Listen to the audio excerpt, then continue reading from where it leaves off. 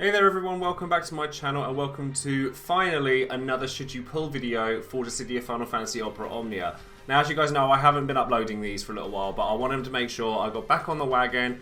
Although, I thought Prompto, with his banner, which is what the video is about today, was actually released tomorrow and not today, so I'm a little bit behind on that even, so I do apologise for that. But today, as I say, we're going to be talking about Prompto and his banner mates in Freya and King, and then Prompto's EX weapon and everything we need to know about Prompto being a new character and everything. Whether you feel you should pull for this character or not. He's an FF15 character, so he's going to drum up a lot of hype just by being an FF15 character. But is he worthwhile in the long run? Is he going to last into Chaos Era? If you want to find out more about him, then stay tuned and keep on watching. As always, guys, don't forget to check out all of my social media links in the description box below, including my Facebook, Twitter, Discord, all that good stuff, my Twitch schedule, which I'm planning to be streaming tomorrow to do Prompto's event. I'm going to hold off doing it today so that I can stream it tomorrow for you guys, so you can come and join in and watch me play through Prompto's event. So if you look on the right hand side here, you'll see the scheduling for that and the timing for tomorrow, which will be a Friday obviously, if you guys want to come and join in on that. Don't forget to check out DissidiaDB.com, as it's the resource I use most prominently when it comes to anything Final Fantasy Opera Omnia related. And of course, don't forget to check out all of the other social media and video content creators and all that good stuff, because they all appreciate your views and clicks and likes and all that stuff just as much as I do. So we'll get started with King. Nothing's really changed for King in the past few months. Like, he's not had any major reworks. He's not had anything massive come about. Like, you know, he's still got very regular abilities. They're just kind of damage based. He'll use his reload, which gives him a big bravery buff. He'll get and then he gets rapid bullets, which you can use repeatedly, which is kind of nice, but it's not anything special. And King, even for a while, until he gets his EX weapon, which is not going to be for a pretty long while yet, he's very, very mediocre, unfortunately. He does nothing for the party. He's a very selfish damage dealer that does nothing else but damage, really. He doesn't really like do any debuffs or anything that helps anyone other than himself. So trust me when I say, when it comes to this banner, King is not the character that you're going to be pulling on it for. Now, Freya is actually quite a nice little consolation prize, actually, if you're pulling for Prompto. Unfortunately, much like King, she doesn't get her level 70 awakening this time around. She's not going to get that for quite a while. She's not going to get that until she gets her EX weapon. Though that being said, when she does get a level 17 her EX weapon, she's actually gets quite a lot from it. But I actually really like Freya. I recommended grabbing her when she came out the first time around alongside Vivi and Zidane EX a couple of months ago. And she's still not bad now. I actually use Freya quite a lot, but primarily for her ability to, like, trash easy mode waves really quickly. Like, if you're going through, like, the easy mode of a Lost Chapter, or the normal mode of a story event, or anything like that, Dragon's Breath will just blitz through most things very, very quickly. It's AoE Brave HP. It doesn't require loads of setup or anything. You go in, deal an AoE Brave HP attack, and you just go crazy with it. So what she does is she has a buff that she has Reese's Wind, which is an HP regen buff, which is and a max bravery buff as well, which is really nice. She also gets a Brave Attack Plus and an HP Attack Plus in Jump and High Jump when she uses Reese's Wind and Dragon's Breath respectively. And they, like, a Dragon's Crest is an attack up. It makes her stronger. It's kind of, you know, she's just a lovely, well-rounded character that will do you fairly well for, like, the remainder of Cosmos's era. She's probably not the first character you're going to pick, but if you just happen to pick up Freya along the way while you're pulling for Prompto, she's actually really good. Like, I mean, like I said, my primary use for her is getting through trash waves and do farming really quickly, in a similar vein to characters like Setzer and Barrett. But I have used her in harder content quite a lot, and because Reese's Wind stacked with other HP regen buffs, whether it be Lena's Winddrake's Ward or Aiko's HP regen, stuff like that, because Freya is quite offensively minded, she actually pairs up quite well with those characters. So don't count Freya out just yet, even though come Chaos, you're not going to be using Freya. So now we come to Prompto, who is obviously the highlight of the banner, being a new character and such. And as I say, he's an FF15 character, which is very, very hypey in and of itself for a lot of people. Prompto is a bit of a weird beast. He does lots of little things, but he doesn't excel at any one thing. He does a little bit of debuffing, a little bit of buffing, some damage, some battering. He does a little bit of everything, but he's not incredible at any of it. Now, what he does is, like, his Star Shell ability will give him give him a party battery, which is nice, and then he'll also put a target lock on all enemies for 1 turn, which changes his Brave attack and his HP attack into different versions of themselves. And he also gives himself a max evasion buff, which for 1 turn, 2 turns if you have his weapon to go with it. And this is an interesting one because he's kind of like Edge, but not. Like, he's like Edge with a few extra bits added on. But this is better for him in Global than it was when he was first released in JP because of the way evasion works in Global now. Before, if a AoE HP attack came from an enemy and it would hit all 3 of your characters, but one of them is evading it, what it would do is it would treat it as if that third party member wasn't there, and then the other 2 would take the even more damage because the HP damage would just be split across 2 people, not 3. Now, if it misses the third character, it just misses the third character, and the 2 other characters will take the damage that they would have taken had the third one taken it as well. So this is a much, much better benefit for Prompto at this point in time. So I shall come to what Target Lock does in just a second, but then Piercer is a ranged Brave HP attack, which, if you have the passives and everything, has Brave Overflow on it, which is nice. It inflicts defense down, which, if you have everything for, is 40% as well, so it's a nice little extra debuff. It gives him a framed buff called Mood Maker, or Life of the Party as it's listed here on db.com, which gives him a Brave Attack Plus, which is just a stronger Brave Attack, and an HP Attack Plus, which is a Brave HP Attack, which is kind of nice. But what the Target Lock does, which is interesting, is it actually makes them different again. If the opponent already has the Target Lock on them, it changes the Brave Attack Plus to Overkill, which is a 2-hit bravery, just a bravery attack, but it also inflicts a 40% attack debuff, so this is where his little debuffs come in. And then it changes his HP attack plus into Crack Shot, which is a 2-hit brave HP attack with 120% overflow that completely ignores defense.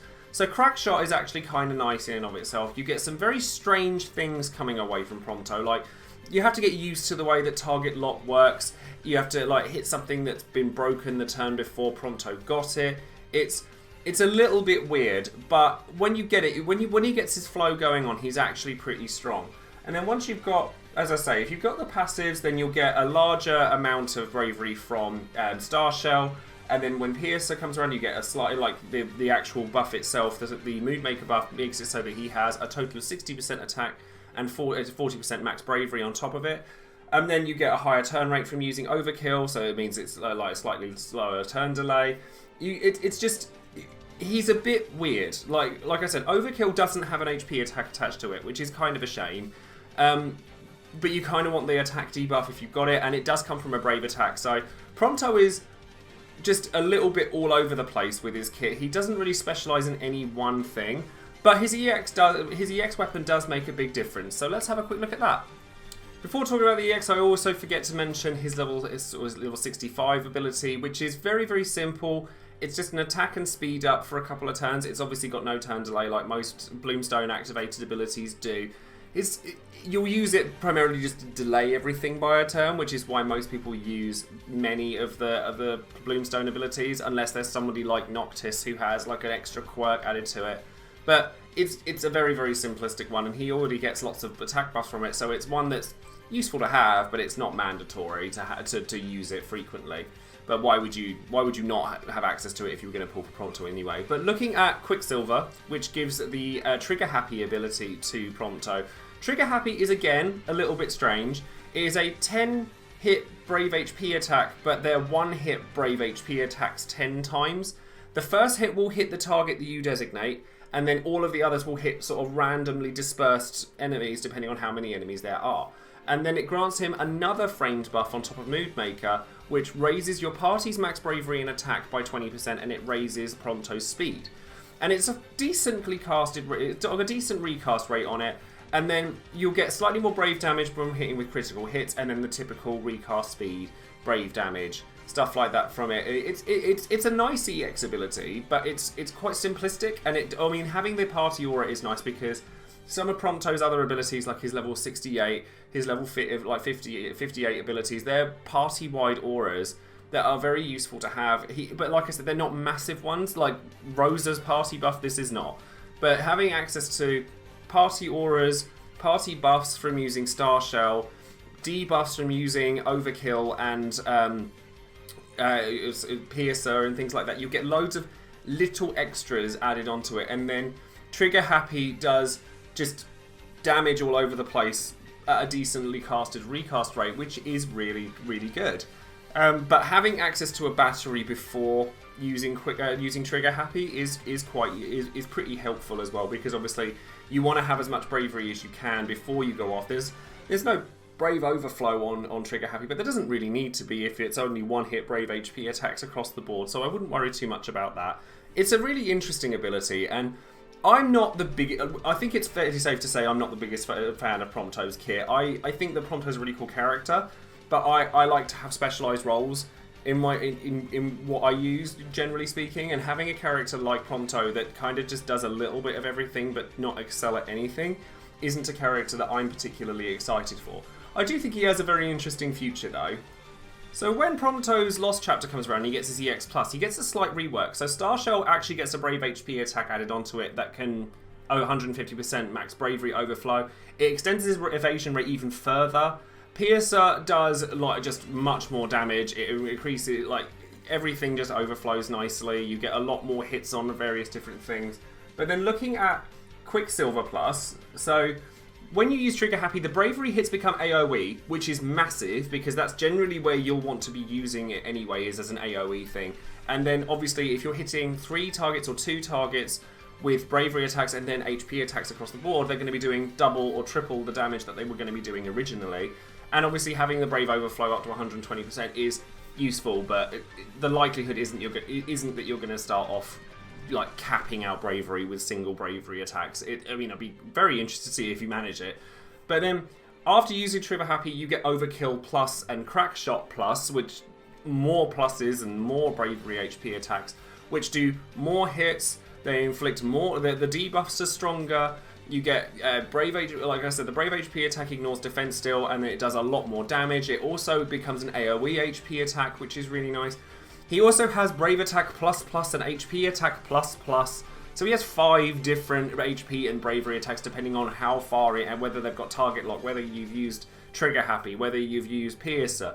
He's got lots of different things he does with his Brave HP attacks that are just going to be stronger versions of themselves. But so his longevity lasts a long while, but he's only recently had his EX Plus come out in JP, so it's going to be quite a while before we see it. So I wouldn't pull on Prompto now based on what he gets in the future.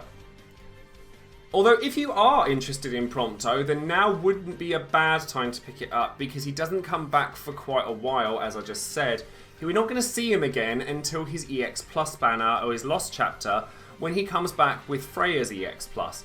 Now personally, I actually think that this is while I say that fans should pull for Prompto now if they want to use him now, I think that it's better to wait for his EX Plus banner, because it's a double EX banner with another character that's pretty solid. You know, his EX Plus is significantly stronger than his regular EX. Even then, I don't think Prompto is a mandatory character, I just think he's a pretty good one. And then Freya also falls into that category by this time, where she's a very strong character, but she's by no means mandatory.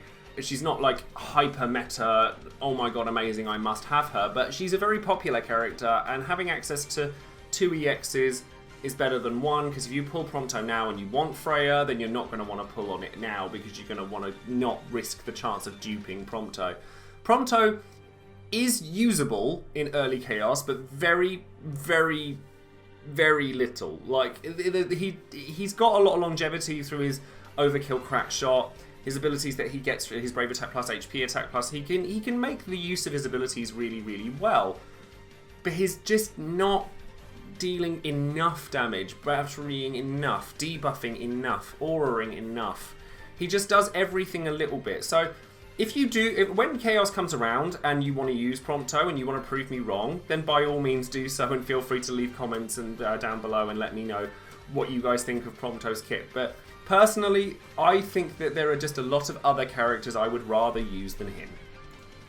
Once again, a massive shout out to Ingwelder and the Tombury Troop for providing an infographic here for Prompto. And a lot of the things here I've already stated, but if you want to pause the video now and just have a quick look at the infographic just to give yourself everything that you need to know about Prompto's kit, versatile and complex as it is, it's he's just a very odd and interesting character. As it says here, you want to pair him up with units that have AoE brave attacks so that the target lock can stay active for as long as possible because it requires being broken before Prompto gets the icon. Before Prompto gets his icon again, and then the evasion. As I've said earlier, the evasion rule change does benefit him, but he needs to have auras and range imperil to make it so that his EX deals more damage, because single hit bravery HP isn't going to deal a huge amount of damage unless you've got ways of making it so that if he's dealing 9999 per bravery attack, great, he's going to do a butt ton of damage.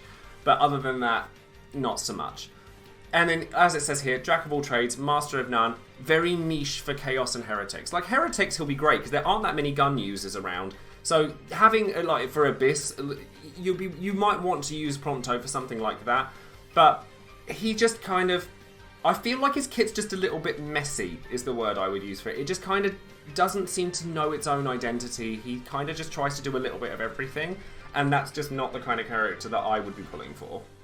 So do I feel that this banner is worth pulling for? Honestly, no. I don't hate Prompto. I don't think he's terrible or anything like that. He's just not a character that really speaks to me because he's not specialised in any particular role. So when you're taking a character into an event and you're looking at someone like Warrior of Light, who is going to protect your party for eons, you're taking somebody like Noctis for Cosmos, who's doing ridiculous amounts of damage. You're taking somebody like you're taking Sarah, who's got the support, the buff debuff thing pretty set in stone. You've got, like, there's specialised roles, and Prompto just doesn't really fit any of them. So I struggle to think of who I would take out of my party to put Prompto in. Prompto's good, but he's not incredible. So, and then Freya, like I said, lovely constellation prize, but if you really wanted Freya, you could have just weapon tokened her at any time, to be honest. So that's that to bear in mind. And honestly, I think that this month is one where we're wanting to save resources as much as we can. I mean, there's a couple of exceptions to this rule this month that I'm interested in, but generally speaking, November is going to be the time where we get a massive difficulty spike, and Prompto, as we've said, is very, very, very niche usable within the Chaos difficulty, and I can't stress enough how much of a difficulty jump Cosmos to Chaos is. There's going to be a lot of characters that I pre-warn you now will upset people that they won't be able to use for various Chaos missions, certainly in the early days of the difficulty spike. So just bear that in mind before you go in for Prompto. I don't dislike him, I just don't like him enough to warrant pouring my resources in to get him this close to a difficulty spike. So that's going to be it for this video. Thank you ever so much for watching. I hope that it's given you a little bit of insight into Prompto's kit and whether you feel it's worth grabbing him or not. Feel free to leave comments in the comments below if you have pulled for Prompto. If you think that he's amazing and you think that I'm wrong, feel free to let me know. And actually, I've actually comprising a video which is a Q&A / ask me anything kind of video. So I've left, also I shall leave a link, there's always a link in the description box below for my Discord channel. And I shall leave a community post as well very shortly about like whether you want any questions you'd like to ask me, whether it's to do with Dissidia of Opera Omnia, whether it's to do with the Final Fantasy trading card game, me, my channel, anything you want to ask me, then feel free to let me know. And then I may well feature it within a video in the near future. So let me know about that. As always, obviously, don't forget to check all the social media links below, and of course, don't forget to subscribe and ring the bell for notifications for future videos to do with Dissidia or Opera Omnia, TCG, and all sorts of other stuff. Thank you very much for watching, and I'll see you guys soon. Bye!